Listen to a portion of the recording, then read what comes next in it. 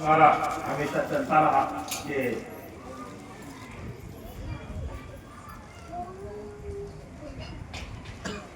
شجرا چاہیے، شجرے آ رہے ہیں، اس کا اعلان کرا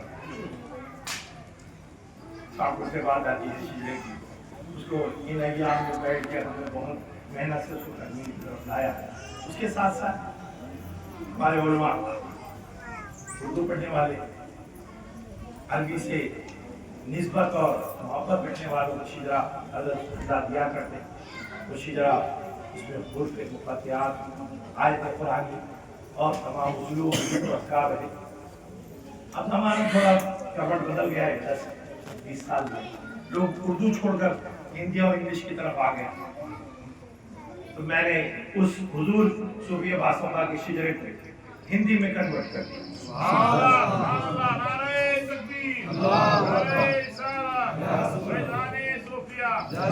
لیکن اس تاکید کے ساتھ کہ شجرا خانقاہی صوفیہ کے اپنے ایک مشرب کے مطابق ہم اپنے شجرے کو اپنی زندگی میں ذکر اور اس کو پڑھتے ہیں، اس کو فاتحہ میں اور مجالس میں پڑھتے ہیں، اور ہمارے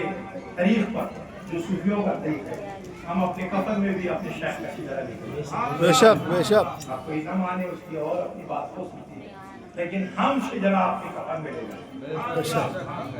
تو اس میں یہ بات ہے کہ جو ہندی کا شجرا ہے وہ کفن میں نہیں رکھا جائے گا، شجرا وہی رکھا جائے گا جو عربی اپنے تمام اصول کے ساتھ صوفی باصفا نے دیا، وہی شجرا ہمارا رہے گا۔ اب رہی پڑھنے نہیں آ رہا، ابا پڑھتے تھے، ابا کا انتقال ہوا، امی کو اردو آتی تھی، اب ان کو نظر نہیں آ رہا، تو شجرا پڑھائی نہیں جا رہا ہے، تو ہم نے اس کو ہندی میں پڑھنے کے خاطر ہو بہو جیسا وہ تھا ایسا ہی کر دیا ہے، لیکن ہندی میں کیا تاکہ گھر میں شجرا پڑھا جائے، شجرے کا سارا ذکر اور معاملہ ہوتا رہے کہ ہمارا سلاسل کس طرح سے حضور سے لے کر صوفی باصفا تک ہماری کہیں بھی کھڑی، کہیں بھی کچھ کمزور نہیں، پورے وثوق کے ساتھ۔ اور ہمارے شجرے کو جب ہم نے مدنی صاحب کے سامنے رکھا، میرے شیخ کے شجرا شیخ کے ہاتھ سے، حضور مدنی صاحب کچھوچھا سے اشرفی سلسلے کے بہت بڑے عالم دین ہے، ان کے چھوٹے بھائی ہاشمی میاں، ان دونوں کے پاس جب ہمارا شجرا گیا، قسم خدا کی میں اس نئی مہینے کے ابتدا میں دونوں بھائیوں نے ہمارا شجرا پڑھا اور اپنے سینے سے لگا کر اپنے سر سے لگا کر کہا کہ ریڑھ کی ہڈی ہے مخدوم صاحب، صوفی صاحب اور سید صاحب، ایسا کہہ کے دونوں بھائیوں نے یہ الفاظ تھے، یہ ریڑھ کی ہڈی ہے، اس کو اپنے سینے سے لگا کر۔ اور پھر آشمی صاحب نے اپنے بیان میں ہم کو جواب دیا، یہ شجرا ہمارا ہی شجرا ہے۔ ہم نے کہا کہاں تک ہے؟ انہوں نے کہا ہمارا، آپ میرا خطبہ نہیں سنتے، او معیننا او معیننا او غیاثنا او معیننا او سراجنا او منیرنا، یہاں تک ہم سراج الحق ہمارا شجرا یہاں تک آگے، ان کے دوسرے بیٹے سے ہاشمی صاحب کا شجرا ادھر جاتا ہے اور ایک بیٹے سے شجرا ہمارے جہاں غوث اعظم کہتے ہیں کہ ان کے بڑے جو تھے ہاشمی صاحب وغیرہ خوب غوث اعظم تھے، ابھی علماء ہے یہاں پر، پتہ چلا یہ شجرا تمام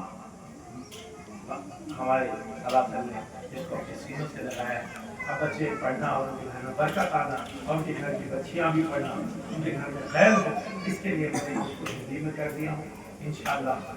محرم کے بعد آپ تک پہنچا دیا جائے گا، ایک تھوڑی سی مجلس کر کے زیارت میں اس کا مکمل کر دوں گا۔ یہ بھی آپ کو کیا ہوں، آج اسی لیے محنت کیا ہوں، اسی لیے محنت کیا ہوں کہ بابا کی تعلیمات اردو والوں کے حوالے ہو گئی۔ اب پہلے حضرت اب اردو آتی تھی، اب نہیں آتی، ختم نہیں ہو بلکہ جاری ہے، کیونکہ لوگ کہتے ہیں صوفی صاحب کے بعد کیا ہے جی، اب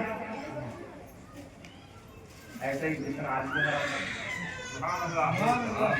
کیوں؟ ایک بات بس، میں مدینے میں